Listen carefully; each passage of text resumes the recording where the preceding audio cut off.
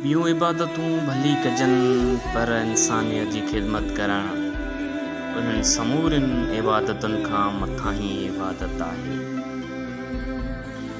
इंसानियत जो दर्द रखी सिंध जी कुंड कुर्श में कमु कंदड़ सारा हुसैन वेलफेयर जे अॻुवाण अदी सनम महर जहिड़ी रीति इंसानियत जी ख़िदमत करण वारे अमल में मसरूफ़ आहे।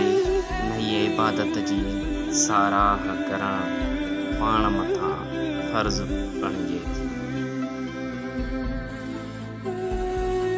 फोकल पर्सन फर्ज़ आज़ाद महर, सनाउल्ला महर, अकबर अली खान महर ऐं सोशल वर्कर असलम महर अॼु ॻोठ सोबदार लंजार में पहुची